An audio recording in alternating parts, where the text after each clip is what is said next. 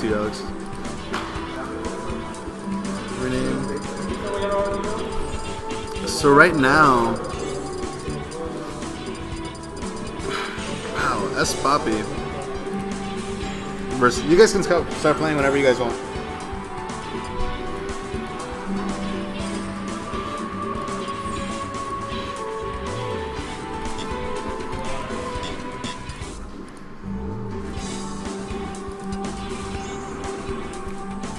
Right now, RIPN versus sPAPI. I'm going to. Can you want to break up? Whenever someone sits there, I'm like, oh, you want to commentate with me, bro? That's pretty easy. So right now it's sPAPI. This looks like, oh no, every time I think it's a hand warmer with these like weird wave dashes and everything, it ends up just being the match. So it's sPAPI's Yoshi versus RIPN. Me and sPAPI just saw RIPN play a match, and these two teamed together during doubles. They actually took it. So let's see how they go against each other. Let's see who was carrying who in this situation. Oh, that downer, so much damage. And already, Game & Watch is in death percent. It's easy as that, simple as that. Just a couple moves, couple hits, and wow! That fire, reading him. No, and this is also a matchup that I know that sPAPI isn't really too attuned with. Like, he hasn't played this match too often. So it's something that, there could be an upset. There could be wow! And RIPN taking the early lead, sPAPI laughing it off. All fun and games so far. It's all cool. I'm not gonna let it run from him too far. Let's see how things get. Oh, CVRI sPAPI, I forgot to say it. There we go. That was so fast I didn't even really get to see it. Alex Scott has it.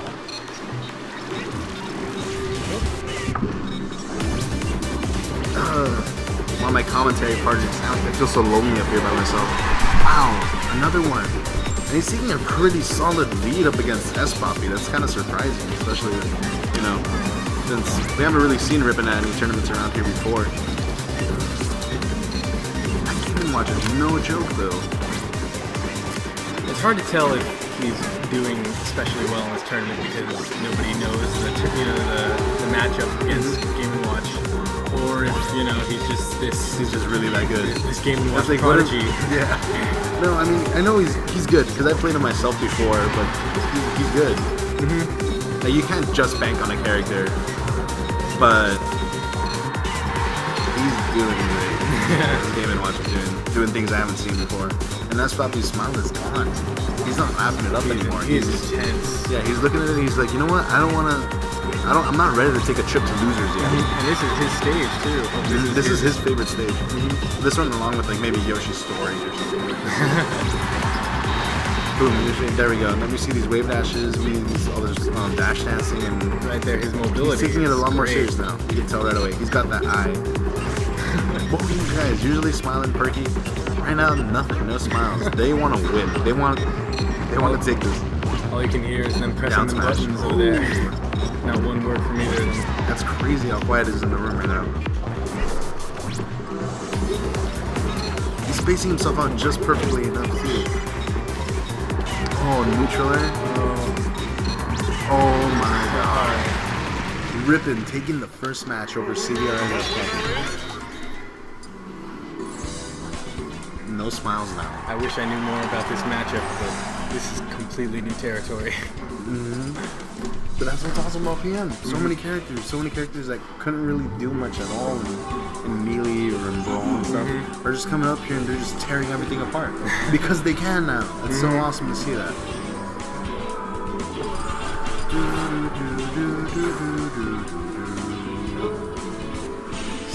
I'm really thinking hard about this one because, like I said, that was a stage you like. Oh, Pokemon Stadium 2, and a quick knuckle bump. Black Yoshi though, no jokes. This is serious Batman Yoshi right now. Black with rage, of course. Ooh, those combos, just like we had said earlier today. And it's gonna be crazy, like if there's that kind of upset where like RIPN takes it over sPAPI, where it's just like, oh man. Me and sPAPI were just commentating that match and we were getting super hyped over RIPN. And then for like CVR to like come play him and then lose to him, it's kind of just like, oh man. Yeah, I know what you mean. But it looks like CVR sPAPI is really kicking it into high gear and dissing things out a lot more now. On that purple. Oh my god. Wow, that was nice. He's at a higher percent, but it doesn't look like it's overextending for sure. Yeah. That was something that sPAPI was easily able to capitalize on. Yeah. Noticing like, you know what, you can't just go for that against him. Super Yoshi.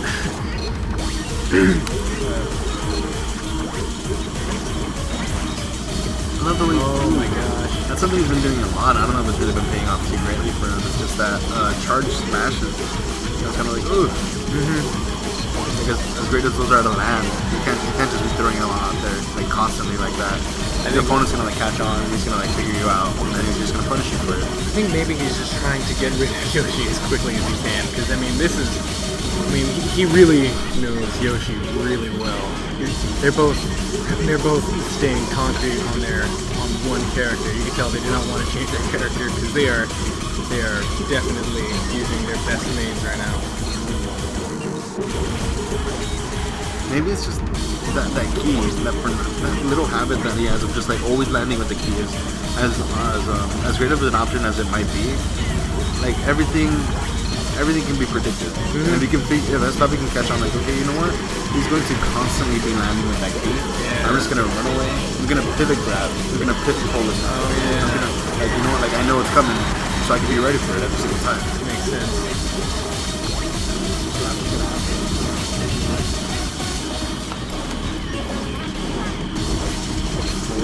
Up air. I mean, it looks pretty safe to me whenever he uses it. The only sad thing about this match is that it's only best out of 3. Yeah, that is true. Neutral in. He's not letting it get too far away though. Oh, you know what? sPAPI actually 2% more and it'll be a full stock lead completely. Full stock lead. There you go. Forward edge. Yoshi really sticking to the middle of the stage. He doesn't want to be anywhere near the edge. There's another fully charged smash that he can't afford to keep doing that stuff. Like it's not. He can't do that. He's gonna get punished harder and harder every time. Because sPAPI's just gonna realize, you know what? Ooh. Oh my gosh. This match looking completely different from the last one. sPAPI deciding to zone her out a lot more, space himself out much better. Able to completely turn. But I think maybe it could be because he's getting a little bit less reads. You can tell he's really banking on those reads. That's something I was talking about to Alex about a while ago. It's kind of like if you're as great as you are at getting reads and everything, you can't just let yourself only focus on reads and stuff because it makes right there. See, if that wasn't on purpose, like you can't give your opponent options. Like what you need to do is you need to like cut those off. Like you need to cut away the options that he has. Cool, nice neutral air. 35%. It's not impossible for RIPN, but just the fact that Mr. Game & Watch is so light, it makes things difficult. You know, like it's. And also, since you can't really just take him out, with low percent because Yoshi has so much armor with like all of his moves. You know what? He has that 9 hammer. He does. He's able to bust out that 9 hammer and make things work. Oh, there we go. Right there. Apple. This quick runaway apple. That was nice. And now sPAPI knows that he's banking on that hammer, that he's using it. Yeah, you're right. Oh, that neutral. Oh, man. It's so close. This is now final. And as intense as this is, oh man, the music is matching so well with it. He can't just like, run in on sPAPI like that. He can't. Just like that. Always landing on an attack, you're gonna get punished. You can't just like constantly bank on something like that. Now it's 1-1. I think they've both spent these matches just learning each other, and now they've got some new tactics. It would make sense. See, but it's interesting because sPAPI the first time he looked like he was taking it a lot like a backseat approach to everything. He was a lot more relaxed. That is true. And then in the second match, he started getting his game face on, but it was still really close. So that's scary. Yeah, I know what you mean. Has our Yoshi warrior found his counter? Oh my gosh, this might be. He might be the one. Ooh, that was a nice grab, but no throw. Something too that maybe, just maybe, he's trying to condition them with all those. Oh, using that 9. landing with another attack. He can't keep doing that. He needs to stop doing that. Right there, yeah. Like, maybe you just stop challenging him every time. Because he's just letting himself get more damage. Like, he's putting himself in a position to get juggled. And that's exactly what sPAPI's doing, juggling him. Ooh. Oh, right there, right off the top.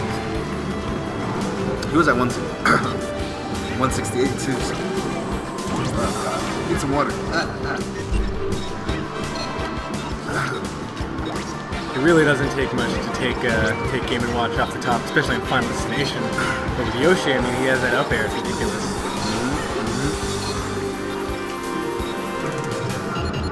Oh my gosh. So derpy, but so great. Oh my gosh. Oh, is that his jump? That was his jump. I don't remember what percent he was in. What percent he was at, but ooh, down smash. You can tell he's being a lot more conservative with the eggs because they really only come out when they work. You can tell. Well, not so much that he only throws them out when they work, but it's just that every time he throws them out, they work. Yeah. You know, he just makes them work. Boom, and an egg coming out. Didn't work, but oh, you know what? It did. Cut off an option, and just like that, you can see like that. Like what sPAPI is doing, he's not just trying to read.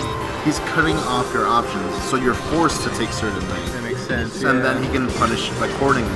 Like forcing RIPN, him. on the other hand, depending more on reads, it's just a lot harder because you have to get that read. Yeah. For sPAPI, all he has to do is just execute the punish correctly, and it's good, and he's doing it.